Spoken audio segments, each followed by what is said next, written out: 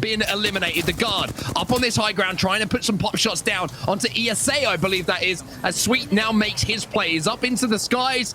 And NRG, unfortunately, that will be the end of it. Sweet manages to get into the top 5 though. A fantastic solo run from him. And even though you spoke about this building for Optic, it's about when they go out of it. You can be very vulnerable because you can be gatekept at that doorway and you are kind of bottlenecked in, but it's ESA who are on top and they will now try and at least make a move to get some sort of space, as all teams now hesitant to push out, don't want to be the first one to engage. Well, now they go. They have to go Optic. They're forced out of this situation. FaZe trying to light them up at the moment, and through the fire and through the flames, it'll be Snipe Down who manages to get the knock. The zone's going to be burning. The guard now moving in, trying to hold out Optic from leaving this building, but here comes Skill Cakes. Can he clean things up here for Optic? ESA still in a position to maybe win this game, but there's 4 squads still alive here. How is everyone still alive? And everyone's going up into the sky, and it's a party in the air, up in the clouds, but it's now beatdowns that come down as Esports Arena try and stay alive as the guard are the last remaining. Can the melees do it? No! Esports Arena continue their 100% record from top 5s on World's Edge. It's absolute madness.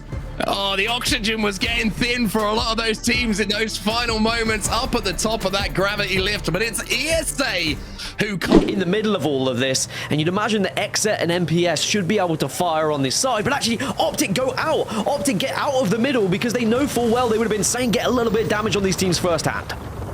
Exet playing it patient. They were able to get some damage down, but it's going to be DarkZero who still has the ring at their back. And this is a must-win situation for them. They need to get into that match point contention. And you can see putting so much damage down. Bangalore ultimates are flying probably from DarkZero. And you can see Pow Pow now falling. ESA trying to make their move into the ring, and Optic being forced to inch forward. Same with Exet. Just so much damage and chaos going out again. Well, that castle wall could be a godsend for some of these squads, as ESA now are going to be focused by Exit, and ESA are going to go up into the sky with a lot of work to do as well because they've taken so much damage, but it's DarkZero who joined the battle late. They have full red Evo shields and surely are in one of the best positions to win this right now, but they've still got to hit their shots, and the shots will be hit as Optic Gaming get eliminated. We're down to 2, make it down to 1. DarkZero will take game number 2. They had the longest of journeys, but they knew exactly where they wanted to play.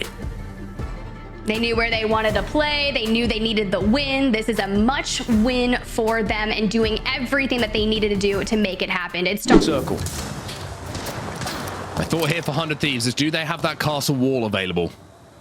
If they've got the castle wall available, then they will be able to go forward a little bit and create some sort of cover in this open area to give them a chance to fight against the natural terrain cover that HEC do have. If they don't have that available, then maybe the advantage swings back to HEC here. But we always talk about ultimates. We always talk about legend composition, Dan.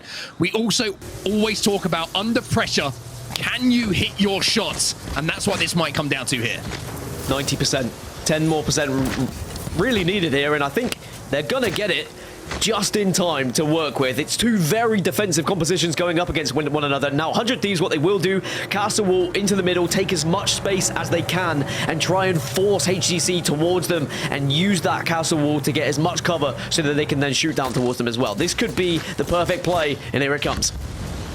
Mobile shield goes out, and there is the castle wall. Now, HEC have got to hold off the barrage, and look at the 117 spray coming in from Scurry. 100 Thieves are taking a huge amount of damage. Whoa. The missile swarm comes in, and so does the swarm now from HEC. They hold off the defensive push, and HEC, boy did they need that. But that might be a big point game that could send them a lot closer to one of those playoff spots. I mean, the castle wall always seems like a good idea, but you are so vulnerable to just being them early on and deny them any more points. ESA going out early as well, but it's also Furia finding themselves unable to get it together and get into that ring. But I'm not really worried about them. They're incredibly strong. I feel like they're going to find their flow, similar to how we saw Tripods here. It just took them a couple matches because, mind you, this isn't groups A versus C, B versus C. This is the top 20 teams in one lobby for North America, so things are a little different.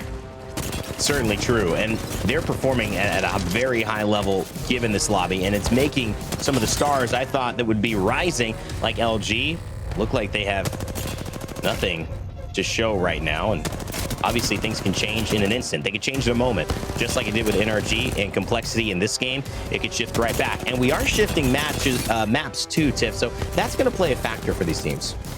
That is, we go 2 on World's Edge. We just finished up our 2 on Storm Point, so we're heading back to the ever familiar World's Edge. So those teams that are familiar and find so much more success, I'm looking at ESA. They're already in win condition. They've been there since map 3, going back to where they took that first win. I find it hard to imagine that they won't find success here because, you know, Gaskin, the stats don't lie, do they? Yeah, don't let them get to top 5, basically, because that might mean... But I guess the big... He's got a charge rifle, and he's seeing numbers, and maybe a match point win here for ESA. ESA, I feel like they can almost taste victory. They can almost taste the guaranteed playoff place. Of course, they pushed themselves into the top 9 anyway. They wouldn't need match point, but with how they are playing and how close they are to land now, you know full well adrenaline pumping through their veins, but it's still not job done. This is still a difficult final circle to navigate, but look at where Optic and TSM have to come from, and look at where they will arrive to. And I love this. Look at the move from ESA.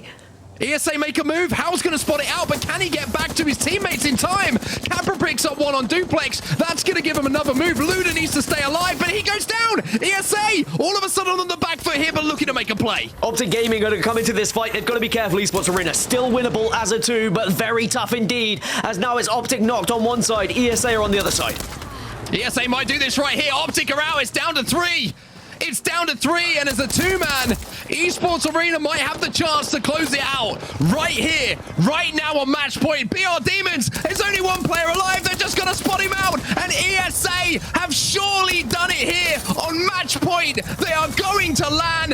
They get the job done, and what a dominant performance it was from Esports Arena in our regional finals today. Congratulations to those 3 guys. Boy, did they deserve it. Esports Arena do it in 5. And I thought it was just a bit of a throwaway statistic earlier when I was like, you know what? World's Edge